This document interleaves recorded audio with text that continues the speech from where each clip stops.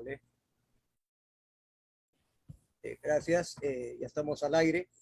Muy buenas tardes con todos los que se conectan a Universal TV Digital. El día de hoy estamos con el constitucionalista, el doctor Joseph Campos Torres, con quien tendremos una conversación, ¿no? Un diálogo sobre lo que es el tema de la constitución actual, política del Estado actual, y en comparación también con otras constituciones de otros países. Vamos a tener una exposición, una charla, y también voy a aprovechar también un saludo para todos nuestros amigos de Europa que se conectan en Bélgica también, donde está la sede de Universal TV Digital, nuestros amigos en Nueva York, ¿no? Esperamos que se conecte también nuestro amigo José Luis Otoya, también nuestro corresponsal de Nueva York, actualmente acá en Lima. También un saludo muy especial a todos los que se conectan en Lima, Perú. Un saludo, doctor Joseph Campos Torres, doctor en Derecho Constitucionalista, abogado graduado con mención honrosa por la Pontificia Universidad Católica del Perú, con estudios en Economía y Administración en la Universidad Ricardo Palma y Universidad Mayor de San Marcos, maestría en Derecho Procesal de la Universidad Nacional del Rosario, Argentina, y estudios de doctorado en la Universidad Nacional de Rosario, Argentina. Bienvenido, doctor, y las cámaras para que den su saludo. Bueno, en primer lugar, muchas gracias, ¿no? Quiero, en primer lugar, agradecer la invitación, la paciencia también de algunos y la tolerancia para compartir momentos que le robamos también hasta la diversión. Hoy es la final de la Champions, así que creo que el que mantengamos este tipo de interés dice mucho del público objetivo que nos acompaña y su importancia. Claro, gracias, doctor. En realidad, no se puede desaprovechar pues, temas como el tema este que se está ahorita en vigencia, la reforma de la Constitución, ¿no? Y son temas que también lo vamos a tocar. Y la inquietud que tiene la gente, sobre todo sobre un cambio de Constitución, pero que a mi concepto, cambio de Constitución, pues no hay. Puede haber una reforma, ¿no? Una reforma superficial, profunda, qué sé yo, pero un cambio de constitución es muy difícil. ¿Qué nos dice al respecto? Lo que pasa es que los cambios de constitución son en la historia, no solamente peruana, sino en otras realidades, pero que en realidad técnicamente hablando, teóricamente hablando, el derecho constitucional se auxilió de la política para comprender que los cambios de constitución no pueden estar previstos como una fórmula dentro del Estado de la Constitución. Y explico por qué. A ver, el Estado constitucional empodera una norma que se llama Constitución y otorga una condición soberana al pueblo. Propone una relación única en la historia de la humanidad entre la persona y el poder. Antes la construcción del ser social era porque la sociedad te otorgaba el bagaje de derechos que uno tenía según su diferencia. En cambio, cuando aparece el Estado de la Constitución, con el pensamiento contractualista que era hereditario de otros pensamientos, pero que propone por primera vez en la historia que nos presumimos naturalmente iguales y naturalmente libres. Y que nosotros en tal condición, evidenciamos claramente que la libertad y la igualdad son naturalmente contradictorios, ¿no? Porque el que quiere ser plenamente libre no le importa la igualdad, y el que quiere ser plenamente igual no le importa la libertad. Entonces, sobre la base de eso se conjuga, el esfuerzo de conjugar libertad e igualdad soportan el espectro político que gira en torno del Estado de la Constitución. Lo dice Pedro de Vega, que la Constitución es la conjugación del principio democrático, igualdad, con el principio de libertad. De tal manera que es inconstitucional lo absolutamente igual, el pensamiento de igualdad en clave igualitaria, como también es esencialmente inconstitucional las lecturas libérrimas de la libertad. Por eso, cuando nace el Estado de la Constitución en Francia, sale con esa frase de libertad, igualdad, y un principio, un elemento mediatizador en esta contradicción, que es la fraternidad y la... tienes un pueblo que cede espacio de libertad para afirmar su libertad, crea un Estado y organiza ese Estado bajo una norma que tiene a su vez dos elementos definidores. Y eso no lo dice Joseph Campos, lo dice el artículo 16 de la Declaración de los Derechos del Hombre y del Ciudadano.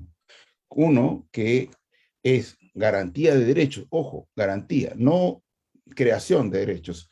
El pensamiento constitucional inicial nace con la idea de garantizar derechos, no crearlos, garantizar derechos. Y por otro lado, propone desde Montesquieu que el espacio político de desarrollo de nuestros derechos son aquellas propuestas políticas que involucren la separación de los poderes o lo que sería el día de hoy la división competencial del poder. Entonces, separación de poderes, división competencial del poder, son los elementos que definen una constitución que tiene como propósito inicial, incluso habiendo nacido en el mundo de la política, porque la constitución ha vivido más en el mundo de la política que en el derecho, tiene la vocación de gobernar, dominar el proceso político, para que no sea un presidente o un rey, ni que tampoco aparezcan las vocaciones autoritarias y dictatoriales de los parlamentos. Y es por eso que habilita formas como se relacionan y se equilibran estas relaciones entre ejecutivo y legislativo. Y finalmente propone una división competencial del poder.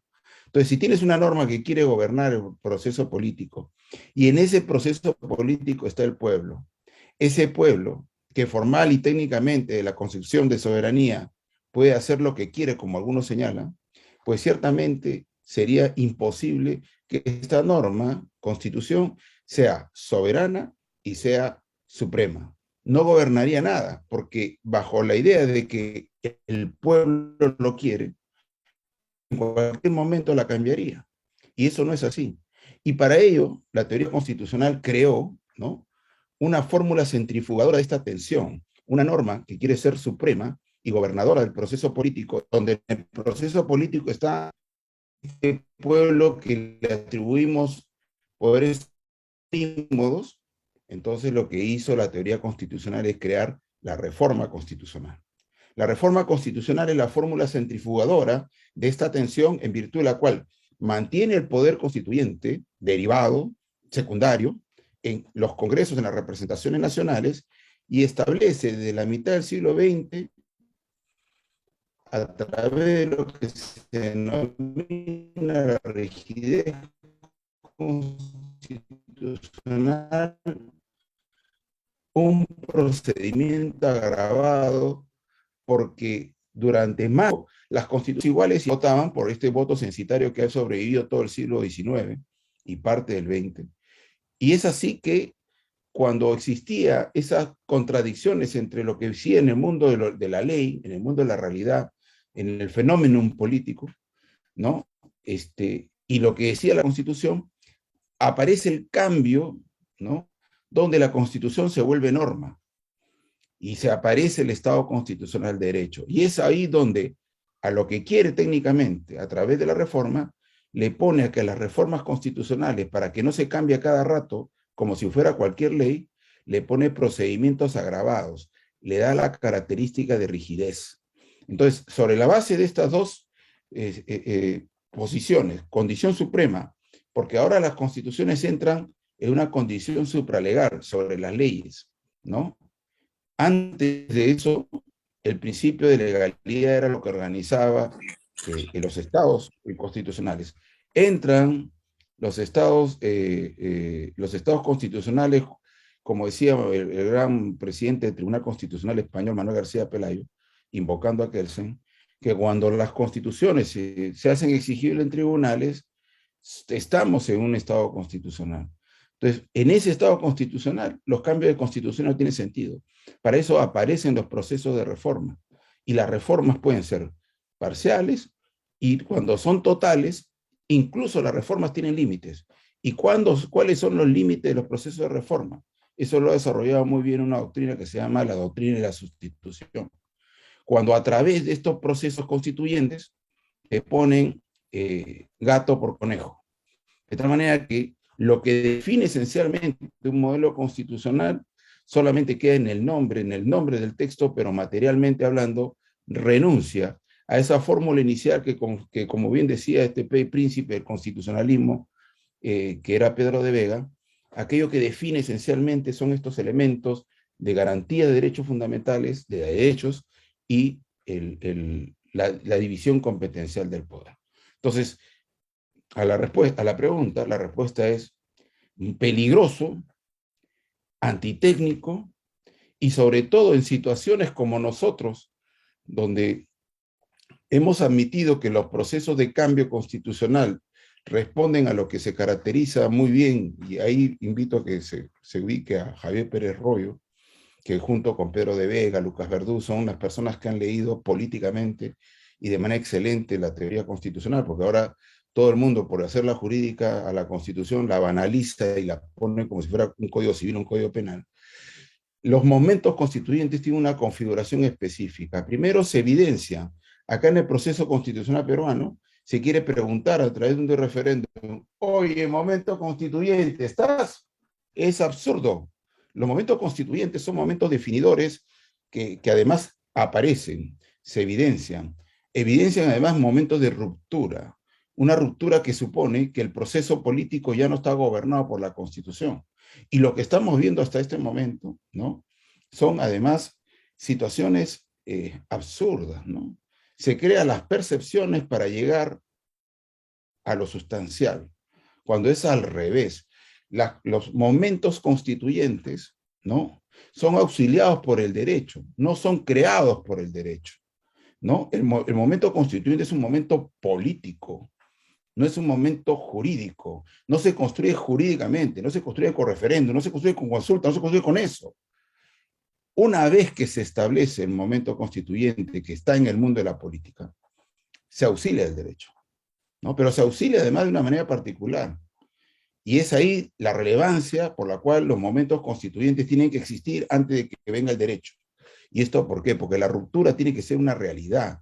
Y no solamente de 1000, no de 2000, no de 5000, no de 10.000, ¿no? Frente a realidades de 31 millones de peruanos. No es así. Tiene que ser mayoritario, de ruptura, donde el proceso político no lo gobierna. Y eso no ocurre en este país. En este país, tanto existe el movimiento, la existencia del poder constitucional, que en primer lugar, su principal atacante, que es el presidente de la República, lo es precisamente gracias al Estado de la Constitución. La Constitución peruana ha establecido una forma por la cual la autoridad electoral define y proclama, y sobre la base de eso se respeta. Se respetó, por supuesto, frente a las miles de acusaciones que había fraude, igual se respetó. Este país tiene a todos sus expresidentes vivos, ¿ya? Sí, pero Procesados, doctor, perdón, juzgados. para ir entrando en el diálogo, el Estado de Derecho garantizado por la Constitución, ¿no?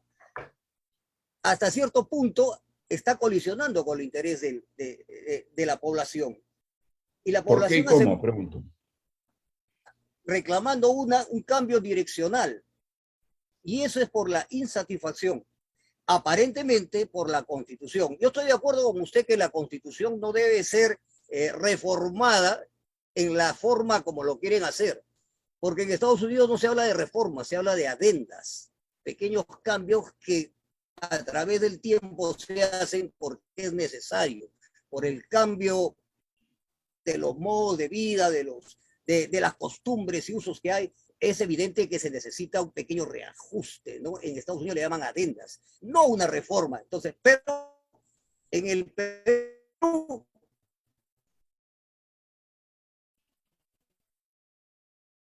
esta constitución, a mi concepto, en sus dos nacionalistas no están muy claros en el tema para poderse relacionar con el pueblo y decirle, porque ahora la palabra es pueblo, otros le llaman ciudadanía, pero yo prefiero llamarle pueblo porque está más vigente y se condice más con la realidad actual.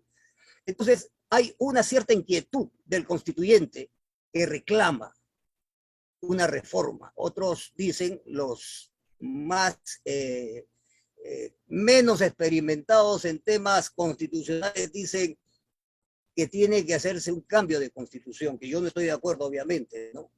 Pero esa es una evidencia de que la constitución no está garantizando los derechos humanos, más bien está garantizando el Estado de Derecho, que es otra cosa, que no responde a los derechos humanos, que es lo que le interesa al pueblo, que le Yo, si me garantice. permite, justo en el ánimo de diálogo, porque creo que es importante precisarlo, y es algo que, más que un desencuentro de los constitucionalistas con las pretensiones, yo más bien creo que el problema son las pretensiones.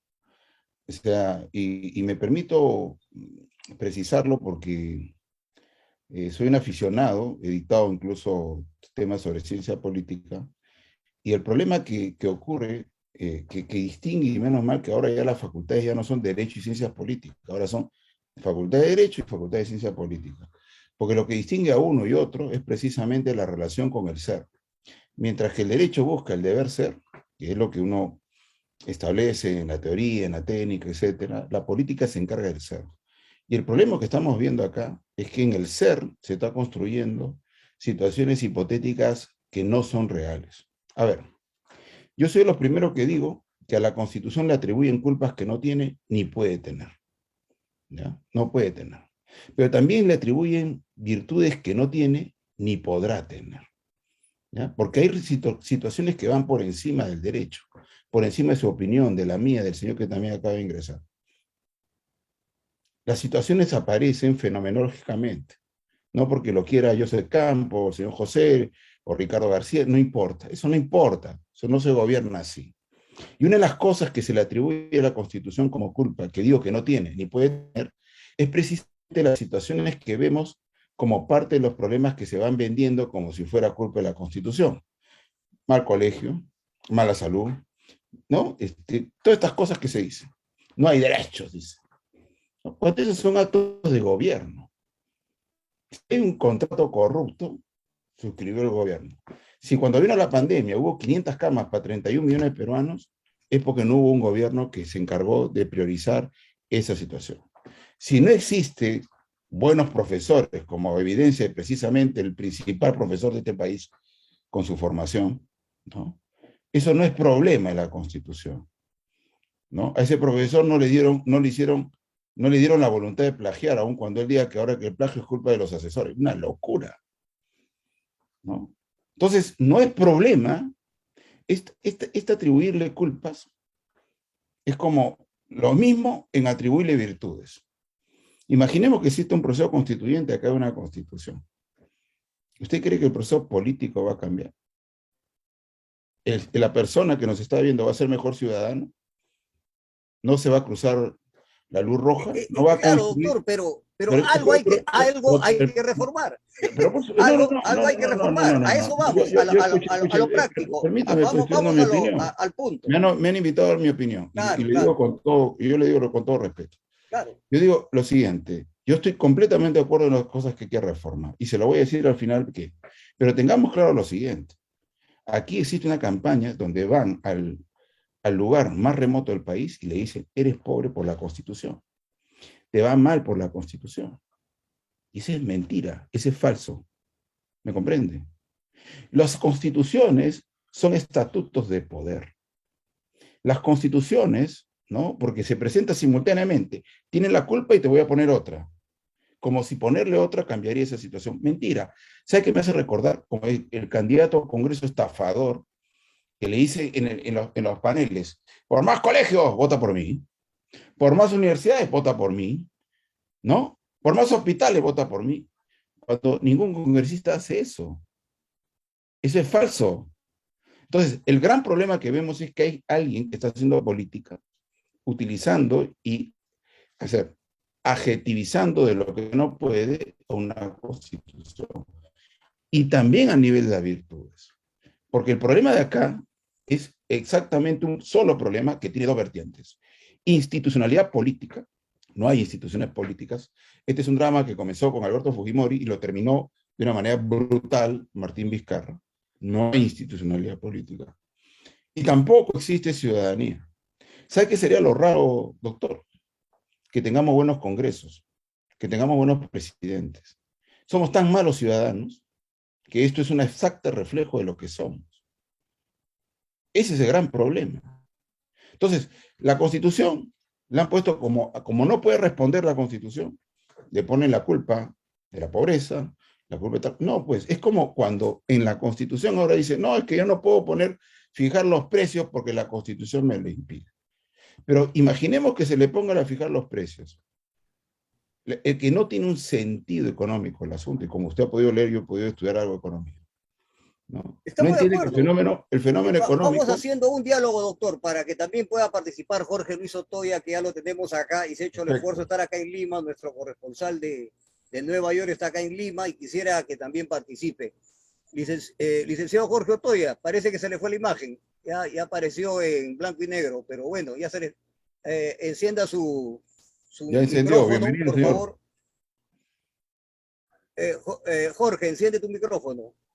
Ya, adelante, adelante. Eh, José, qué gusto saludarle. El gusto es mío. Señor Campos Torres, Un placer, un señor honor y un Otoya, qué gusto escucharlo. privilegio tenerlo aquí en Universal TV Digital, 1,500,000 de seguidores en diferentes países del mundo. Aprovechando también la oportunidad, ya que se tocó el tema de la constitución política del Estado. Y bueno, pues una de las grandes preguntas, he estado escuchando un poquito el tema, muchos piden un cambio de constitución, pero yo siempre he manifestado y creo que permanezco en esa misma idea, de que lamentablemente, de la misma manera que recordamos que la independencia del Perú fue el 28 de julio de 1821, donde pues el Perú es libre e independiente por la voluntad general de los pueblos, ¿no? Y hoy día estamos buscando algo parecido, ¿no? La libertad, como una libertad del 28 de julio de esta época, ¿no? Pero sin embargo vemos de que están queriendo un cambio de constitución sobre pues lo que se dictó en el gobierno de Fujimori. Pero aquí lamentamos que la juventud de estas nuevas generaciones, que nunca han conocido realmente desde el gobierno de Fujimori del 92 a la fecha, son 28 años, ¿no? Entonces hoy hay como un lavado de cerebro en cuestiones políticas y pienso de que no es un cambio de constitución como usted lo manifiesta. Se trata de los últimos 6 expresidentes, que no vamos a esconder, sino hablar las cosas como son. Los últimos 6 expresidentes, al parecer, son presuntamente una organización criminal internacional que hoy día se quieren blindar y seguir escudándose, que son inocentes a través, que lamentamos, no podemos meter en el mismo saco a todos, pero jueces, fiscales, banqueros, que son parte de la cuestión política del Estado. Por ejemplo, en estos últimos 6 gobiernos han habido gente en proinversión, ministros, exministros de minería y en todos los campos y los gremios del gobierno, que se han robado el erario nacional con cuentos, con sobornos, con diezmos y ofrendas por debajo de la mesa, y han dilapidado caseríos, provincias, regiones, donde automáticamente han dejado sin educación, sin escuelas, sin universidades, sin carreteras, y se han robado automáticamente entre ministros, presidentes de proinversión, congresistas, excongresistas, más de 150,000 millones de dólares, y el Perú podría ser una potencia en general, y hoy día están peleando por una constitución, pero lo que se tiene que ver y tocar con pinzas aquí son a estos ladrones, presuntos ladrones de la CONFIES, los banqueros, la élite, porque nos están llevando realmente